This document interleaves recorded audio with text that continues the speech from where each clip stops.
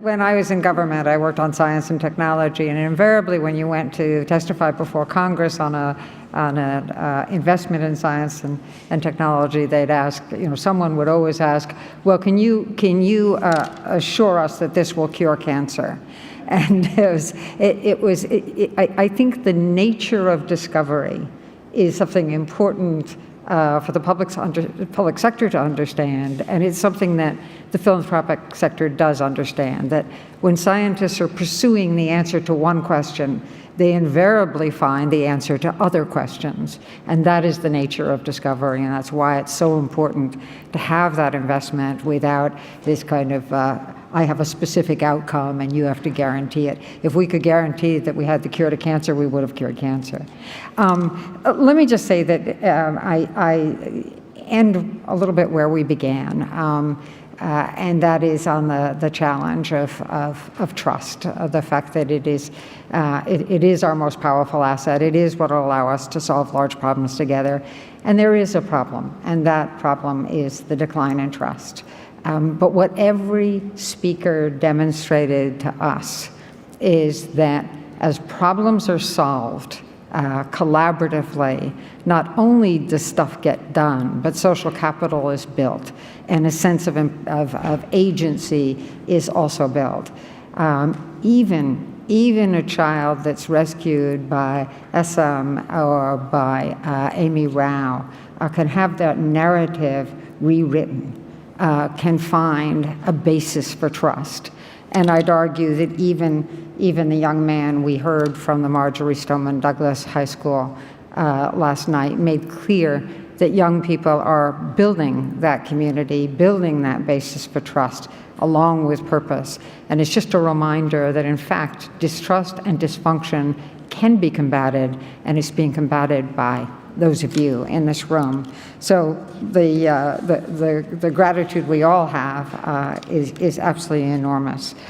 I wanted to just take a moment to first thank all the speakers for the work that you're doing and for taking the time for coming to share it with the rest of us.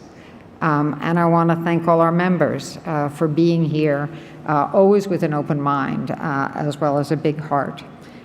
I want to thank our strategic partners, and we'll be listing on the screen all the partners, but the strategic partners are the Rockefeller Foundation, the Margaret Cargill Foundation, and the Horace Goldsmith Foundation. I'm going to take a moment to thank the team that's made this possible. Through the year, 3 of us work on the GPF, but at the time of the conference, it's all hands on deck. Everybody just gives over their life to the conference for several days. And that includes Susie, it includes Laura, Nikki, Tim, Eddie, Noelle, Deidre, Joy, Liz, Megan, Julia, Claire, Kenny, Jared, and Carla. So our gratitude to you, to all of you.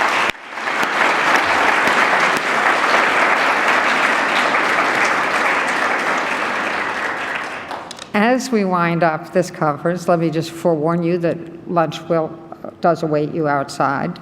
But we've been lucky enough to have performances and entertainment, things that I could never in my wildest imagination know how to do. And it's from an organization and at the Richmond Center, and they're dedicated to advancing agency amongst young people. And building on their creativity and capacity. And so as we close out, we're going to hear a performance, and this is especially for the Brazil Philanthropy Forum members among us, because it's a capoeira. Am I saying that right, Paula? Capoeira? Tell me how to say it. She's looking at me with great pity. Capoeira, thank you. And the concept behind it is there are no bystanders, there's only joy, allowing joy and courage to take over our lives. So please welcome our performers.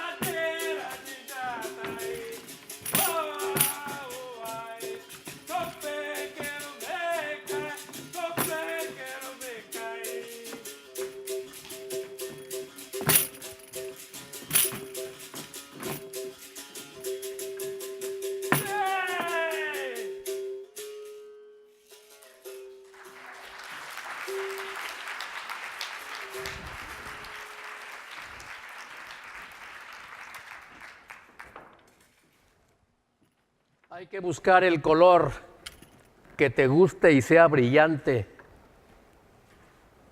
y avanzar hacia adelante guiados por su resplandor.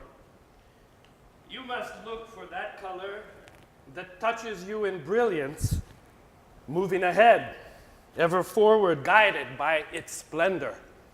Nunca seas espectador aunque el camino te falle, pues el pequeño detalle también tiene su cabida. Never be the bystander, though the road may let you down, for even the smallest thing also knows it has a place to fit in. And the meaning of life could be here or there on the street.